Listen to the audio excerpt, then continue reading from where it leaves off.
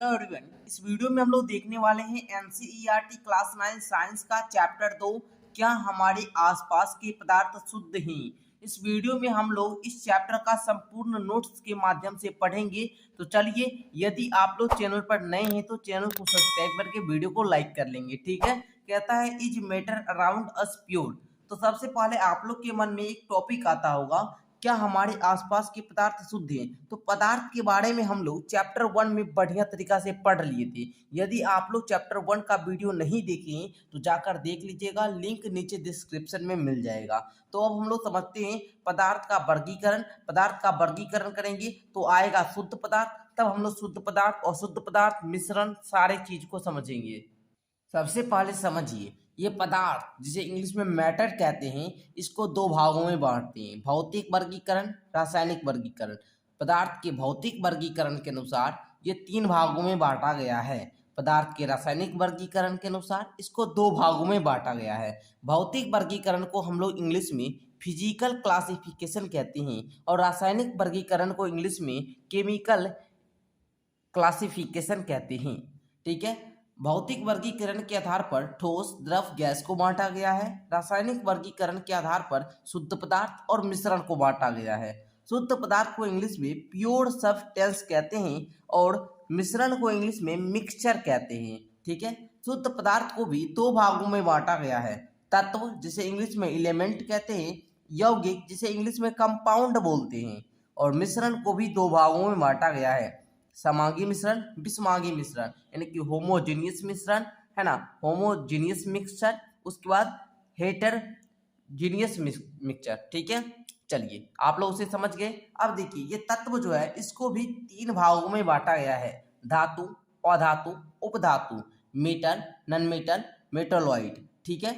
उसके बाद यौगिक जो देख रहे हैं इसको दो भागों में बांटा गया है, कार्बनिक यौगिक, अकार्बनिक यौगिक। ठीक है। इसको कार्बनिक ऑक्साइड बोलते हैं, इसको डीकार्बोनिक ऑक्साइड बोलते हैं। ठीक है। चलिए, तो मैं आशा करूंगा आप लोग को यहाँ तक क्लियर हो गया होगा। अब हम लोग समझते हैं भाई, ये देखिए, भौतिक वर्गीकरण के आधार पर जो ठोस, द्रव, गैस को बांटा गया था इसको हम लोग पिछले वीडियो में समझ चुके थे। अब हम लोग रासायनिक वर्गीकरण के आधार पर शुद्ध पदार्थ, मिक्सचर, ये सारे चीजों का अध्ययन करेंगे। तो सबसे पहले हम लोग समझते हैं शुद्ध पदार्थ क्या होता है। तो देखिए, शुद्ध पदार्थ किसे कहते हैं इसे हम लोग समझते हैं। तो देखिए, वह पदार्थ जिसमें मौजूद सभी कण समान रासायनिक प्रकृति के हो तो वह वैज्ञानिक दृष्टि से शुद्ध पदार्थ कहलाता है। अर्थात शुद्ध पदार्थ जो होता है वो एक ही प्रकार के कणों से मिलकर बना होता है। जैसे अगर हम लोग बोले हाइड्रोजन, हाइड्रोजन एक क्या है, ये एक शुद्ध पदार्थ है। क्यों? क्योंकि ये सिर्फ हाइड्रोजन के कण से ही मिलकर बना है। जैसे Fe, लोहा, आयरन जिसे बोलते हैं, ये एक Fe के कण से ही मिलकर बना है, इसमें कोई अलग पदार्थ नहीं मिला है, मतलब एक ही पदार्थ के कण से मिलकर बना होता है। इसे हम लोग क्या बोलेंगे, शुद्ध पदार्थ। अच्छा, आप लोग देखते होंगे घर में कहा जाता है कि घी वगैरह शुद्ध पदार्थ है, वो बिल्कुल भी शुद्ध पदार्थ नहीं होता, उसमें बहुत सारे पदार्थ मिलकर वो बनते हैं। ठीक है। दही, ये भी शुद्ध पदार्थ नहीं होता है, लेकिन आप लोग घर में मत कहिएगा कि घी है वो शुद्ध पदार्थ नहीं है। ठीक है। नहीं तो आप लोग को बुरा हाल हो जाएगा। ठीक है। चलिए, अब आप लोग का शुद्ध पदार्थ को जो बांटा गया था दो भागों में, तत्व और कंपाउंड यानी कि यौगिक। ठीक है ना। तो अब हम लोग उसको समझते हैं। ठीक है। तो सबसे पहले तत्व है यानी कि एलिमेंट, तो इसको हम लोग समझते हैं। तो देखिए, तत्व पदार्थ का एक शुद्ध और सरलतम द्रव्य है जो किसी भी भौतिक या रासायनिक विधि द्वारा दो या दो से अधिक सरल द्रव्यों में विभाजित नहीं किया जा सकता है। जैसे hydrogen, oxygen, nitrogen, phosphorus, sulphur, तांबा, चांदी, सोना, प्लेटिनियम इत्यादि। ठीक है। तो मैं आशा करूंगा आप लोग तत्व को भी समझ गए होंगे। अच्छा, तत्व जो देखिएगा इसको भी तीन भागों में बांटा गया है, सभी धातुएं, अधातुएं और उपधातुएं क्या आती है, तत्व की श्रेणी में ही आती है। तो आइए अब हम लोग सबसे पहले तत्व के बारे में अध्ययन करते हैं। तत्व आप लोग समझ गए कि तत्व किसे कहते हैं। अच्छा, तत्व के बारे में सबसे पहले रॉबर्ट बॉयल बताए थे, कब, 1661 में। उनके उसके बाद जो थे एक लवाइजिए वैज्ञानिक थे, वो क्या किए कि परिभाषा दिए। ठीक है ना। तत्व सबसे पहले परिभाषा दिए। परिभाषा, उनके परिभाषा के अनुसार अगर हम लोग बोले तो तत्व पदार्थ का वह मूल रूप है जिसे रासायनिक प्रतिक्रिया द्वारा अन्य सरल पदार्थों में विभाजित नहीं किया जा सकता, मतलब एक या एक से अधिक पदार्थों में विभाजित नहीं कर सकते। ये परिभाषा किनके अनुसार था, लवाइजिए के अनुसार। ठीक है। अच्छा, अब हम लोग तत्व का जो वर्गीकरण है, तत्व को 3 भागों में बांटा गया है, धातु, अधातु, उपधातु। तो उसके बारे में समझते हैं। पहले हम लोग धातु के गुणधर्म समझेंगे। धातु जो होती है वो चमकीली होती है, ये चांदी जैसी सफेद या सोने की तरह पीले रंग की होती है, ये ताप एवं विद्युत की सुचालक होती है। ठीक है, चलिए, ये तन्य होती है। तन्य कहने का मतलब हुआ कि इनको तार के रूप में परिवर्तित किया जा सकता है। ये आघातवर्ध होती है। आघातवर्ध का मतलब इसको पीट कर जो है ना, उसको हम लोग चादरों के रूप में ढाल सकते हैं। ये प्रतिध्वनि पूर्ण होती है, मतलब अच्छा, एक बात आप लोग ध्यान देंगे, धातु जो ध्वनि उत्पन्न करते हैं उसको हम लोग धात्विक ध्वनि बोलते हैं और उसे सोनेरस भी बोला जाता है। ठीक है, ये प्रतिध्वनित पूर्ण होती है, मतलब ये ध्वनि उत्पन्न करती है, इसलिए हम लोग इसका उपयोग जो है ना, देखते होंगे आप लोग स्कूल में घंटी बजाने में लोग करते हैं। ठीक है ना, चलिए, सोना, चांदी, तांबा, ये सब क्या है, धातु के उदाहरण है। ठीक है, अच्छा, एक नोट वाली बात है, नोट वाली पॉइंट है एक, पारा धातु होते हुए भी कमरे के तापमान पर द्रव है। नोट का कहने का मतलब हुआ, इसे आप लोग नोट करेंगे, मतलब याद करेंगे। ठीक है, चलिए, पारा धातु एक ऐसी धातु होती है जो धातु होते हुए भी क्या, कमरे तापमान द्रव अवस्था में पाई जाती है। आप लोग को पता होगा, धातु जो होता है ये द्रव अवस्था में नहीं पाया जाता है, लेकिन पारा एक ऐसा धातु है जो द्रव अवस्था के रूप में पाया जाता है। अब अधातु के रूप में हम लोग अधातु के बारे में जानते हैं, तो ये विभिन्न ढंगों की होती है। ये ताप एवं विद्युत की कुचालक होती है। ठीक है, ये चमकीली, प्रतिध्वनितपूर्ण और आघातवर्ध नहीं होती है। ठीक है, अब देखिए थोड़ा सा यहाँ पर hydrogen, oxygen, iodine, carbon, bromine, chlorine इत्यादि अधातुएं के क्या है, उदाहरण है। ठीक है, अच्छा, कुछ तत्व धातु और अधातु के बीच के गुणों को दर्शाते हैं, जिन्हें हम लोग उपधातु यानी कि मेटालॉइड कहते हैं। ठीक है, क्लियर हुआ यहाँ तक। जैसे एग्जांपल में बोरॉन, सिलिकॉन, जर्मेनियम, ये सब क्या है, ये सब एक उपधातु है। ठीक है, चलिए, एक देखिएगा यहाँ पर, अभी तक ज्ञात तत्वों की संख्या 100 से अधिक है। इनमें 92 तत्व प्राकृतिक हैं, जबकि शेष मानव निर्मित है। लेकिन अभी तक जो है 118 तत्व का खोज हो चुका है। ठीक है, 11 तत्व कमरे के तापमान पर गैस में होते हैं, 2 तत्व पारा तथा ब्रोमीन कमरे के तापमान पर द्रव है। ठीक है, चलिए, अच्छा, लेकिन एक बात ध्यान देंगे, ये पारा एक धातु है और ब्रोमीन एक क्या है, अधातु है। क्लियर हुआ पॉइंट। अब देखिए, 11 तत्व कमरे के तापमान पर गैस है, ये बात आपको पता होगा। गैल्विन तथा सीजियम तत्व कमरे के तापमान 303 केल्विन में से कुछ अधिक तापमान पर द्रव अवस्था ले लेते हैं। तो मैं आशा करूंगा कि आप लोग तत्व को बढ़िया तरीका से समझ गए होंगे। अब हम लोग यौगिक को समझते हैं कि यौगिक होता क्या है। ठीक है, तो देखिए आप लोग, एक यौगिक वह पदार्थ होता है जो कि 2 या 2 से अधिक तत्वों के नियत अनुपात में रासायनिक तौर पर संयोजन से बना है। आप लोग यौगिक का परिभाषा इस तरह से भी दे सकते हैं जैसा मैं आप लोग को अभी समझा रहा हूं। ठीक है, तो देखिए, आप लोग परिभाषा में लिखेंगे, 2 से अधिक तत्वों के मेल से एक निश्चित अनुपात में रासायनिक प्रक्रिया द्वारा बने पदार्थ को यौगिक कहते हैं। क्लियर हुआ। यौगिक किसे कहते हैं पूछेगा तो आप लोग बता देंगे। जैसे में आप लोग जल ले लें, जल जो होता है ये H2 प्लस O2 दो पदार्थ से मिलकर बना है। ठीक है ना, और ये दोनों पदार्थ का निश्चित अनुमान है। ठीक है, हाइड्रोजन और ऑक्सीजन। ठीक है, H2 और O2 बनता क्या है, H2O। जब हम लोग एक पदार्थ H2 को लेते हैं और एक पदार्थ O2 को लेते हैं तो बनता क्या है, H2O। और एक इसका निश्चित अनुपात है कि हाइड्रोजन और ऑक्सीजन, इसका अनुपात है 2:1, 2:1 के रेशियो में लेते हैं। ठीक है, एक निश्चित क्या है, अनुपात भी है H2O। जैसे में हम लोग एक और बात करें यदि, तो यहाँ पर Na और Cl, ये क्या बनेगा, NaCl। ठीक है, यानी कि नमक, NaCl बना है ना। सोडियम क्लोराइड जिसे हम लोग बोलते हैं, तो ये भी एक क्या निश्चित अनुपात में आया। ठीक है, तो आप लोग समझ गए होंगे, जब 2 या 2 से अधिक तत्वों के मेल से, Na क्या है, एक तत्व है सोडियम, और Cl क्या है, क्लोरीन, दोनों एक तत्व है। जब दोनों तत्वों के मेल से एक निश्चित अनुपात में हम लोग इसकी रासायनिक प्रक्रिया कराएं और इससे जो बड़ा पदार्थ हुआ, यही क्या कहलाएगा,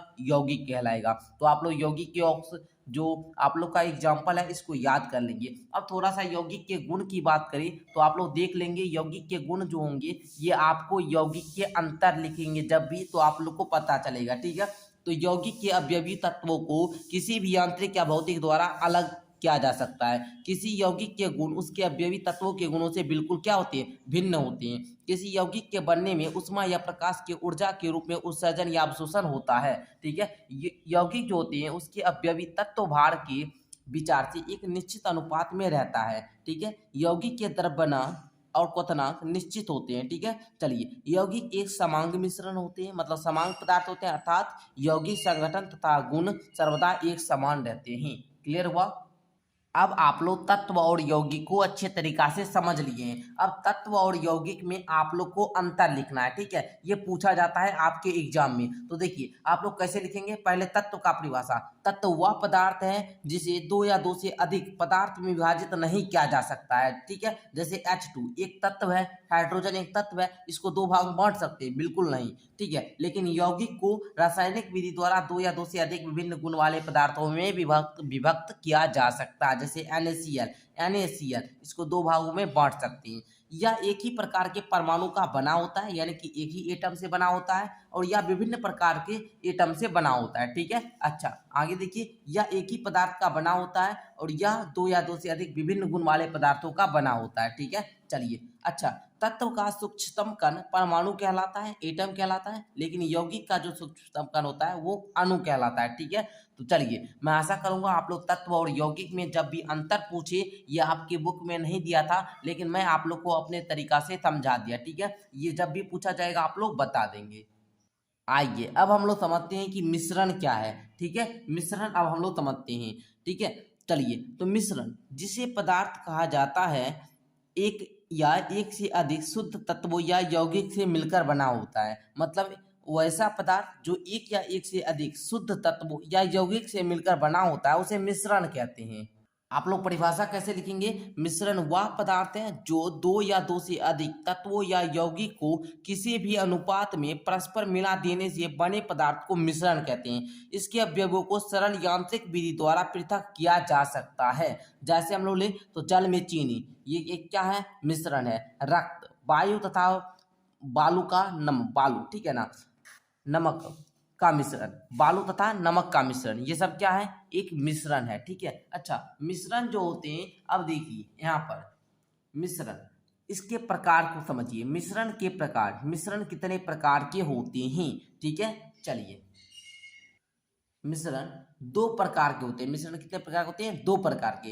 एक समांगी मिश्रण, दूसरा विषमांगी मिश्रण। समांगी मिश्रण किसे कहते हैं, वह मिश्रण जिनकी बनावट समान हो उसको हम लोग क्या बोलेंगे, समांगी मिश्रण बोलेंगे। ठीक है, वह मिश्रण जिनकी बनावट समान हो तथा इसकी कणों को अलग नहीं पहचाना जा सके उसे समांगी मिश्रण बोलेंगे। जैसे अगर हम लोग बात करें तो जैसे में हम लोग ले सकते हैं नमक, क्या ले सकते हैं, नमक, इसको हम लोग अलग नहीं पहचान सकते हैं। दूसरा आप लोग जल का घोल, क्या ले लीजिए, जल का घोल, इसको भी हम लोग अलग करेंगे, नहीं पहचान सकते, इसकी बनावट क्या होती है, समान होती है। विषमांगी मिश्रण देखिए तथा वह मिश्रण जिसकी अंश भौतिक रूप से अलग होते हैं और उसके कणों को अलग अलग पहचाना जा सकता है उसे विषमांगी मिश्रण कहते हैं। जैसे भी अगर हम लोग बात करें, जैसे भी तो मृदा के जो कण होंगे इसको अलग अलग हम लोग पहचान सकते हैं। जैसे अगर हम लोग बात कर ले चट्टान, ठीक है, चट्टान को भी अलग अलग कण को पहचान सकते हैं। जैसे बात कर ले तो बालू का मिश्रण है ना, बालू का मिश्रण, बहुत सारा एग्जाम्पल है। ठीक है, बहुत सारा एग्जाम्पल है। तो मैं आशा करूंगा कि आप लोग मिश्रण टॉपिक को भी बढ़िया तरीका से समझ गए होंगे। यहाँ पर विषमांगी मिश्रण और समांगी मिश्रण था, मैंने दोनों को अच्छे तरीका से समझा दिया। यदि आप लोग अभी तक हमने जितना बताया उतना समझ गए होंगे तो आप लोग को क्वेश्चन नंबर 10 है ना बढ़िया तरीका से बनेगा। क्यों, निम्नलिखित में को तत्व यौगिक मिश्रण में वर्गीकृत कीजिए। मैंने तत्व को समझा दिया, यौगिक को समझा दिया, मिश्रण को समझा दिया। अब कौन तत्व है, कौन यौगिक है, कौन मिश्रण है, ये आप लोग को बताना है। जैसे सोडियम एक क्या है, तत्व है, Na, ठीक है, तो इसमें हम लोग क्या लिखेंगे, ये एक तत्व है। यहाँ पर आप लोग तत्व। मिट्टी क्या है, अभी मैंने तुरंत बताया मिश्रण, मिट्टी क्या है, एक मिश्रण है। तो आप लोग क्वेश्चन नंबर 10 को सॉल्व कर लेंगे। साथ ही साथ यदि आप लोग अभी तक के टॉपिक को समझ गए होंगे तो आप लोग क्वेश्चन नंबर 5 को भी सॉल्व कर लेंगे। क्यों, क्योंकि यहाँ पर है निम्नलिखित में से प्रत्येक को समांगी और विषमांगी मिश्रण में वर्गीकृत कीजिए। तो हम समांगी और विषमांगी मिश्रण को भी समझाए हैं। ठीक है, जैसे सोडा जल, ये एक क्या है, समांगी मिश्रण है, तो आप लोग लिखेंगे सोडा जल एक समांगी मिश्रण है। लकड़ी विषमांगी मिश्रण है, इसके कणों को पहचाना जा सकता है। बर्फ एक क्या है, विषमांगी मिश्रण है। वायु एक समांगी मिश्रण है। ठीक है, तो इस प्रकार आप लोग इसको भी बना लेंगे, ये 2 प्रश्न बन जाएगा। अब हम लोग आगे पढ़ते हैं। अब आप लोग का आगे का टॉपिक है विलयन। विलयन क्या है, ठीक है, तो देखिए विलयन दो या दो से अधिक पदार्थों को का समांगी मिश्रण है। आप लोग कैसे परिभाषा बोलेंगे? दो या दो से अधिक पदार्थों के समांगी मिश्रण को विलयन कहते हैं। दो या दो से अधिक पदार्थों के समांगी मिश्रण को क्या बोलते हैं? विलयन बोलते हैं। तो आप लोग बोल देंगे ना? चलिए बोल देंगे। अब देखिए यहाँ पर प्राय हम एक विलयन के ऐसे तरल पदार्थ के रूप में विचार करते हैं जिसमें ठोस द्रव गैस मिले हो, लेकिन प्रकृति में ठोस विलयन को हम लोग क्या बोलेंगे? मिश्र धातु। गैसीय विलयन को हम लोग क्या बोलेंगे? वायु। ठीक है, चलिए जो ठोस विलयन जो मिश्र धातु होता है इसके बारे में हम लोग थोड़ा सा जान लेते हैं। ये धातुओं के समांगी मिश्रण होते हैं जिन्हें भौतिक क्रिया द्वारा अवयवों में पृथक नहीं किया जा सकता है, लेकिन फिर भी मिश्र धातुओं का मिश्रण माना जाता है क्योंकि ये अपने घटकों के गुण को दर्शाते हैं और पृथक पृथक संगठन रखते हैं। ठीक है, चलिए आप लोग समझ गए। उदाहरण के लिए पीतल, जिंक लगभग 30% इसमें मिश्रण होता है और कॉपर में 70% का मिश्रण है। ठीक है, ये बात आप लोग समझ गए होंगे। अब आप लोग का एक मुख्य टॉपिक है, प्रमुख बिंदु है, कहता है विलायक और विलय। ठीक है, कहता है किसी विलयन को दो भाग विलायक और विलय में बांटा जाता है। विलायक प्लस विलयन, विलायक प्लस विलय इक्वल टू क्या? विलयन। विलयन जो होता है ये दो पदार्थ से बना होता है, विलायक और विलय। ये दोनों पदार्थों को जब मिलाएंगे तो क्या बनेगा? विलयन बनेगा। तो सबसे पहले हम लोग समझते हैं ये विलायक होता क्या है और ये विलय क्या होता है। तो विलयन का वह घटक जिनकी मात्रा दूसरे से अधिक होती है, जो दूसरे घटक को विलयन में मिलाता है उसे विलायक कहते हैं। विलयन का वह घटक जो कि विलायक में घुला होता है उसे विलय कहते हैं। सिंपल सा अब हम लोग थोड़ा सा समझते हैं विलायक क्या होता है। विलायक जो किसी पदार्थ को अपने में घोल ले उसे विलायक कहेंगे, और जो घुल जाए उसको विलय कहेंगे, या फिर जिसकी मात्रा अधिक होगी वही विलायक होगा। जैसे अगर हम लोग ले यहाँ पर उदाहरण के लिए, अगर हम उदाहरण के लिए देखें चीनी, एक लेते हैं चीनी और एक लेते हैं जल, चीनी जल। अगर हम चीनी जल का विलयन बनाएंगे तो किसकी मात्रा अधिक लेंगे? चीनी जल के बराबर चीनी लेंगे? जितना जल लेंगे उतना चीनी लेंगे? बिल्कुल नहीं, हम लोग जल की मात्रा अधिक लेंगे। तो जल क्या हुआ? विलायक हुआ। जल क्या होगा? विलायक हुआ। चीनी क्या हुआ?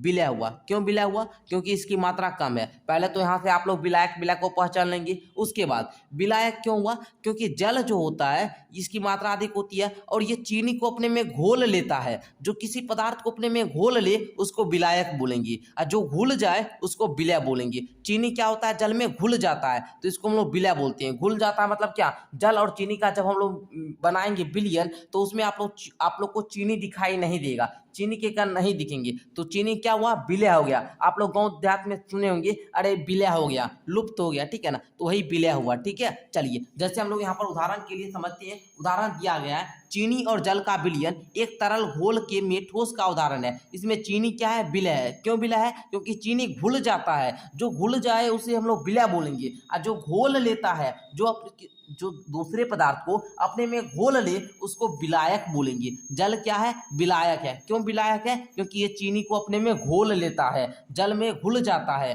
तो उसको क्या बोलेंगे? जल को विलायक, और चीनी को क्या बोलेंगे? विलय। दूसरा उदाहरण देखिए आयोडीन और एल्कोहल, जिसको हम लोग क्या बोलते हैं? टिक्चर आयोडीन। आयोडीन और एल्कोहल का जो विलयन होगा उसको टिक्चर आयोडीन बोलते हैं। ठीक है, इसमें आयोडीन क्या है? विलय है, क्योंकि आयोडीन जो होता है वो अल्कोहल में घुल जाता है, और जो घोल लेता है अपने में उसको हम लोग क्या बोलते हैं?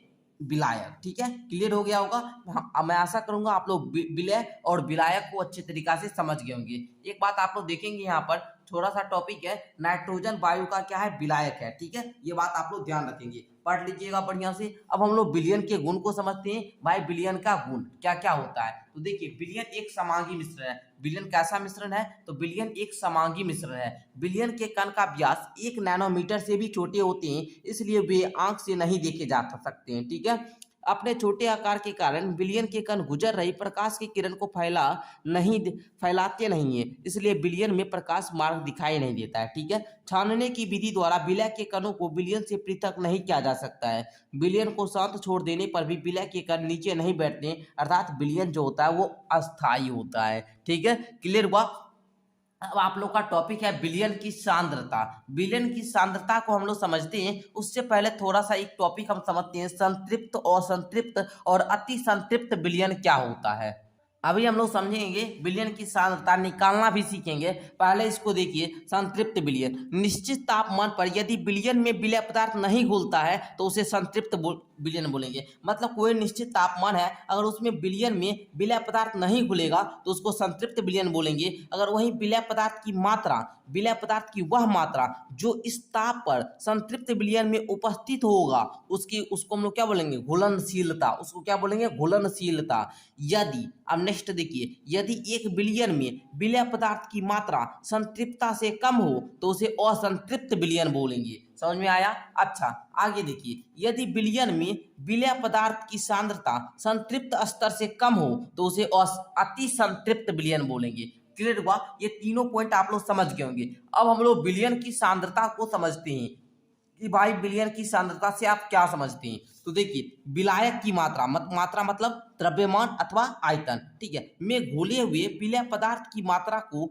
अथवा विलय पदार्थ की मात्रा जो विलयन के किसी दी गई मात्रा अथवा आयतन में उपस्थित हो उसे विलयन की सांद्रता बोलेंगे। क्लियर हुआ? यहाँ तक समझ गए होंगे। अच्छा, विलयन की सांद्रता बराबर फॉर्मूला होता है विलय की मात्रा बटे विलयन की मात्रा या फिर विलय की मात्रा बटे विलायक की मात्रा। तो यहाँ तक आप लोग का क्लियर हो गया होगा। यदि आप लोग यहाँ पर द्रव्यमान, ठीक है, द्रव्यमान मतलब विलयन के द्रव्यमान प्रतिशत निकालना चाहेंगे तो इसका सूत्र होता है विलय पदार्थ का द्रव्यमान बटे विलयन का द्रव्यमान। इसमें 100 से गुणा करना है क्योंकि हम लोग को प्रतिशत ज्ञात करना है, ठीक है। विलयन के आयतन प्रतिशत हम लोग को पूछेगा तो बोलेंगे विलय पदार्थ का द्रव्यमान बटे विलयन का आयतन गुणे में 100। चलिए हम लोग एक क्वेश्चन को सॉल्व करते हैं जो आप लोग का उदाहरण दिया गया है, इसको हम अच्छे तरीका से समझते हैं, ठीक है। और हम आप लोग को सिखा देंगे यहाँ पर, सिर्फ आप लोग थोड़ा सा वीडियो को अंत तक देखिएगा, हर एक टॉपिक को क्लियर हो जाएगा आप लोग का, ठीक है। चलिए तो देखिए यहाँ पर क्वेश्चन आप लोग का क्या कहता है।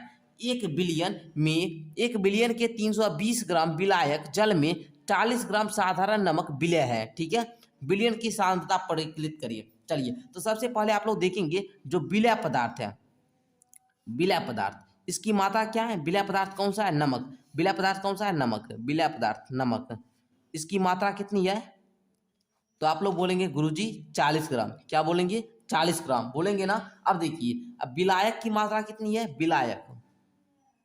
विलायक की मात्रा कितना है, 320 ग्राम, ठीक है। अच्छा, हम लोग को विलयन का पहले द्रव्यमान निकालना है। विलयन निकालेंगे कि भाई विलयन का मास कितना होगा, मतलब विलयन का द्रव्यमान बराबर होता है विलय पदार्थ की मात्रा और विलायक का मात्रा, दोनों को जोड़ दीजिए। 40 ग्राम अब प्लस में 320 ग्राम कितना हो जाएगा, टोटल होगा 360 ग्राम, होगा ना 360 ग्राम। अब हम लोग को क्या ज्ञात करना है, द्रव्यमान, ठीक है ना। तो अभी हम तुरंत आप लोग को थोड़ा सा फॉर्मूला यहाँ पर बताए थे ऊपर में, तो यही आप लोग को फॉर्मूला यूज करना है, ठीक है। पहले देखिए यहाँ पर विलय पदार्थ का द्रव्यमान कितना है, 40 ग्राम है सर, 40 ग्राम है ना, 40 ग्राम। अच्छा 40 ग्राम। अच्छा अब देखिए विलयन का द्रव्यमान 360 ग्राम, तो हम लोग बटे में कितना देंगे, 360 ग्राम। और गुना में कितना है, 100, तो गुना कितना कीजिए, 100। अब देखिए 40 एकम 40, 40 नमा 360, और फिर 9 से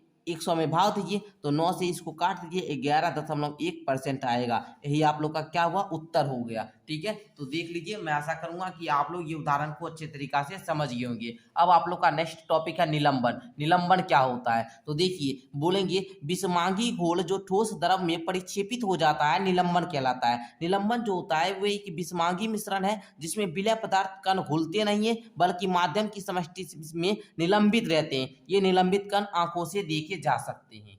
अब हम लोग समझते हैं निलंबन के गुणधर्म। तो यह एक विषमांगी मिश्रण होता है, ये कण आंखों से देखे जा सकते हैं। ये निलंबित कण प्रकाश की किरण को फैला देते हैं जिससे उसका मार्ग दृष्टि गोचर हो जाता है। जब इसे शांत छोड़ते हैं तब ये कण नीचे की ओर बैठ जाते हैं, अर्थात निलंबन जो होता है वो अस्थायी होता है। और निलंबन को जो अलग करने की विधि है, जो पृथक करने की विधि है, वो है छानन विधि। कौन सी विधि, छानन विधि के द्वारा इसको हम लोग क्या करेंगे, पृथक करेंगे। अब हम लोग समझते हैं कोलाइडल विलयन को। क्या समझेंगे अब हम लोग, कोलाइडल विलयन। तो देखिए कोलाइडल कणों के छोटे आकार के कारण हम इसे आंखों से नहीं देख पाते हैं, लेकिन ये कण प्रकाश की किरण को आसानी से फैला देते हैं। इसे हम लोग क्या बोलते हैं, कोलाइडल विलयन। समझ में आ गया आप लोग को। कोलाइडल कणों के छोटे आकार के कारण हम इसे आंख से नहीं देख पाते हैं, लेकिन ये कण प्रकाश की किरण को आसानी से फैला देते हैं, जिसे हम लोग कोलाइडल विलयन बोलते हैं। क्लियर हुआ पॉइंट। अच्छा, ये प्रकाश की किरण को फैलाना जो होता है ये टिंडल प्रभाव कहलाता है। क्या कहलाता है? Tyndall effect. ठीक है,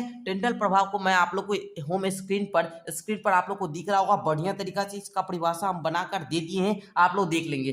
टिंडल प्रभाव आप लोग को देखने को कहाँ पर मिलेगा? तो आप लोग झोपड़ी वाला घर में देखेंगे, जहाँ पर खपरा वाला घर होता है ना, वहाँ पर देखेंगे छोटी सा छिद्र जो होता है उसमें प्रकाश की किरण आती है, तो उसमें देखेंगे थोड़ा थोड़ा धूल कण होता है, धूल होता है ना, वही हुआ टिंडल प्रभाव। उसी को हम लोग टिंडल प्रभाव बोलते हैं। ठीक है, जैसे अभी हम आपको एक इमेज के माध्यम से समझाते हैं। ये इमेज दिख रहा है ना, ये देखिए जंगल में क्या थोड़ा थोड़ा प्रकाश आ रहा है ना, सभी जगह से। यहाँ पर भी देखिए ये प्रकाश में देखेंगे थोड़ा थोड़ा धूला सा कण रहेगा, उसी यही तो हम लोग टिंडल प्रभाव बोलते हैं। ठीक है, अच्छा अब हम लोग कोलाइड के गुणधर्म को समझते हैं। तो देखिए कोलाइड जो है यह एक विषमांगी मिश्रण है। कैसा मिश्रण? विषमांगी मिश्रण। कोलाइड के कणों का आकार इतना छोटा होता है कि ये पृथक रूप से आंखों से नहीं देखे जा सकते हैं। ये इतने बड़े होते हैं कि प्रकाश की किरण को फैलाते हैं तथा उसके मार्ग का दृश्य बनाते हैं। ठीक है, अच्छा ये बात आप लोग को क्लियर हो गया होगा। जब इसको शांत छोड़ दिया जाता है तब ये कण तल पर बैठते हैं, अर्थात ये अस्थायी होते हैं। विलयन भी क्या होता है? अस्थायी होता है। और ये भी अस्थायी निलंबन जो होते हैं वो भी क्या होते हैं? निलंबन और अस्थायी होते हैं। और कोलाइड क्या होता है? अस्थायी होते हैं। निलंबन पूछेगा और अस्थायी, ये क्या है? अस्थायी है। ठीक है, इसको अलग करने की कौन सी विधि होगी? तो अपकेंद्रीकरण विधि। कौन सी विधि? अपकेंद्रीकरण विधि। इसको भी छानन विधि से अलग नहीं किया जाएगा। ठीक है, चलिए अब हम लोग समझते हैं ये जो कोलाइडल विलयन है इसको जो होता है ये दो माध्यम से बनता है। ठीक है, ये जो प्रक्षिप्त प्रावस्था देखते हैं और परिक्षेपण माध्यम देखते हैं, ये दोनों के योग से ही कोलाइडल विलयन का निर्माण होता है। ठीक है, तो इसकी परिभाषा हम लोग जानते हैं। तो विलय पदार्थ की वह घटक या परिक्षिप्त कण जो कोलाइडल विलयन के रूप में रहता है उसे परिक्षिप्त प्रावस्था बोलते हैं। ठीक है, क्लियर हुआ? अच्छा, वह घटक जिसमें परिक्षिप्त प्रावस्था निलंबित रहता है उसे परिक्षेपण माध्यम बोलते हैं, यानी कि डिस्प्रेसिंग मीडियम बोलते हैं। ठीक है, क्लियर हुआ पॉइंट? अच्छा अब हम लोग नेक्स्ट टॉपिक को समझते हैं। आगे का अब आप लोग का टॉपिक है मिश्रण के घटकों का पृथक्करण। मतलब मिश्रण के जो घटक होंगे उसको हम लोग अलग करेंगे। इसकी कौन कौन सी विधि है? तो देखिए जो अब आइए अब हम लोग समझते हैं मिश्रण के घटकों को पृथक करने की कौन कौन सी विधि है। सारे विधि को समझते हैं। तो देखिए मिश्रण को पृथक करने की निम्न विधियां हैं। आप लोग यहाँ पर देखिए वाष्पीकरण विधि, अपकेंद्रण विधि, पृथक्करण विधि, ऊर्ध्वपातन विधि, क्रोमेटोग्राफी विधि, आसवन विधि, ठीक है, क्रिस्टलीकरण विधि। तो एक एक विधि को हम लोग समझते हैं। आप सभी विधि को एक बार यहाँ पर नोट करते जाएंगे। वाष्पीकरण विधि, इस विधि में क्या होता है? द्रव्य पदार्थ को गर्म करके वाष्पीकृत कर दिया जाता है और उसके बाद क्या होता है? मिश्रण के बाकी कण शेष रह जाते हैं और उसको अलग कर दिया जाता है। ठीक है, जैसे समुद्री जल जो होता है उससे हम लोग नमक प्राप्त करते हैं। इसमें कौन सी विधि लगाते हैं? वाष्पीकरण विधि। ठीक है, जल में काले रंग की स्याही को अलग करते हैं। कौन सी विधि द्वारा? वाष्पीकरण विधि द्वारा। अब हम लोग अपकेंद्रण विधि को समझते हैं। तो यह वह विधि है जिसमें एक अपकेंद्रीय यंत्र द्वारा प्रयोग किया जाता है, जो कि एक प्रकार की मंथनिंग या मिक्सी होती है, जिसे मिश्रण में इसे तेजी से घुमाया जाता है तो भारी कण नीचे बैठ जाते हैं और हल्के कण ऊपर ही रह जाते हैं। आप लोग देखते होंगे कि आपकी मम्मी लोग जो होती है वो छाली को क्या करती है, जो दूध में जो छाली होता है उसको कटोरी में रखती जाती होगी, और जब बहुत ज़्यादा छाली हो जाता है अधिक मात्रा में तो उसको है ना क्या करती है, एक बर्तन में लेकर उसमें पानी देकर उसको मथती है। बहुत ज़्यादा मथने के बाद क्या होता है, उसके ऊपर है ना कुछ ऊपर क्रीम आ जाता है। उस क्रीम को निकालती है, उसके बाद उसको क्या करती है, उसको उससे घी बनाती है ना, घी बनाती है। यानी कि दूध से क्या होता है? दूध से क्या बन जाता है? क्रीम बनता है। तो उस कौन सी विधि द्वारा? अपकेंद्रण विधि द्वारा। देखिए अभी आपके एग्जाम्पल में भी होगा, देखिए यहाँ पर डेयरी या क्रीम से मक्खन निकालने की प्रक्रिया है ना अपकेंद्रण विधि द्वारा ही होता है। या फिर आप लोग जांच प्रयोगशाला में रक्त या मूत्र की जांच जो देखते होंगे वो भी अपकेंद्रण विधि द्वारा ही होता है। कपड़े धोने की मशीन, ये भी क्या अपकेंद्रण विधि के द्वारा ही होता है। ठीक है बाबू, आगे देखिए पृथक्करण विधि। तो इस अब देखिए पृथक्करण विधि, इसको हम लोग समझते हैं। तो देखिए इस विधि के द्वारा क्या होता है, दो अघुलनशील द्रवों के मिश्रण को अलग किया जाता है। पृथक्करण के सिद्धांत के अनुसार आपस में नहीं मिलाने वाले द्रव को अपने घनत्व के अनुसार विभिन्न परतों में पृथक होता है। जैसे तेल और जल अघुलनशील मिश्रण को पृथक करने में, धातु शोधन के दौरान लोहे को पृथक करने में। अब हम लोग समझते हैं ऊर्ध्वपातन विधि को। तो ऊर्ध्वपातन विधि देखिए, इस विधि के द्वारा ऊर्ध्वपातित होने वाले पदार्थों को ऊर्ध्वपातित ना होने वाले अशुद्धियों से अलग करने के लिए उपयोग किया जाता है। ठीक है, जैसे अमोनियम क्लोराइड और नमक के मिश्रण को अलग करने के लिए किसका प्रयोग करेंगे? तो ऊर्ध्वपातन विधि का। कपूर और लोहे के बुरादे को अलग करने के लिए हम लोग करेंगे। आगे देखिए क्रोमेटोग्राफी विधि, इस विधि का प्रयोग उन विलय पदार्थों को पृथक करने के लिए किया जाता है, ठीक है, जो एक ही प्रकार की विलायक में घोले रहते हैं। मिश्रण के घटकों को पृथक करने के लिए उस विधि को हम लोग क्रोमेटोग्राफी विधि कहते हैं। इसमें क्या होता है, प्राकृतिक रंगों से पिगमेंट को पृथक करने में, रक्त से नशीले पदार्थ को अलग करने में, ठीक है। चलिए अब प्रभावी आसवन विधि को आप लोग पढ़ लेंगे यहाँ पर, ठीक है। उसके बाद आप लोग का क्रिस्टलीकरण विधि है। तो देखिए इस विधि में क्या होता है, क्रिस्टल के कुछ शुद्ध रूप है ना, शुद्ध ठोस को विलयन से पृथक किया जाता है, ठीक है। जैसे समुद्री जल से प्राप्त नमक को शुद्ध करने में, अशुद्ध नमूने से फिटकरी को पृथक करने में, ठीक है। पृथक से आप लोग देखते होंगे जो गंदा जल होता है, जो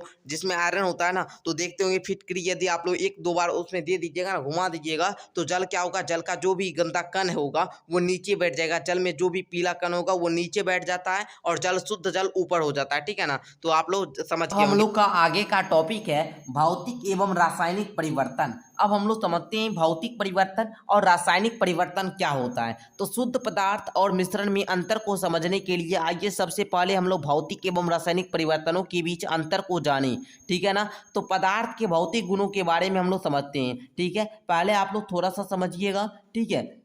ऐसा गुण जिनका हम अवलोकन एवं वर्णन कर सकते हैं, जैसे कि रंग, कठोरता, दृढ़ता, बहाव, घनत्व, द्रव्यनांक तथा क्वथनांक, ये सब भौतिक गुण होते हैं, ठीक है। चलिए ये बात आप लोग को क्लियर हुआ होगा। तो देखिए भौतिक परिवर्तन कहते किसे हैं। भौतिक परिवर्तन को इंग्लिश में फिजिकल चेंजेज बोलते हैं। पदार्थों में होने वाला वह परिवर्तन जिसमें पदार्थ के रंग, रूप, आकार में परिवर्तन होता है, इसमें नए पदार्थ का निर्माण नहीं होता है, तो उसको हम लोग भौतिक परिवर्तन बोलेंगे। यानी कि भौतिक परिवर्तन जब भी होगा इसमें नए पदार्थ का निर्माण नहीं होगा, ठीक है। लेकिन रासायनिक परिवर्तन में नए पदार्थ का निर्माण होगा। मतलब एक बार रासायनिक परिवर्तन हो गया तो उसको फिर से हम लोग उस वाले अवस्था में नहीं ला सकते हैं जो अवस्था में वो पहले था। जैसे अगर पौधा में वृद्धि हो गया, मानिए ये पौधा है और इसमें अगर वृद्धि हो गया धीरे धीरे, तो इसको हम लोग फिर छोटा कर सकते हैं, बिल्कुल नहीं करेंगे। अगर वहीं भौतिक परिवर्तन के उदाहरण की बात करें तो भौतिक परिवर्तन के उदाहरण में आप लोग बोल सकते हैं, क्या बोलेंगे, क्या, बर्फ का जमना।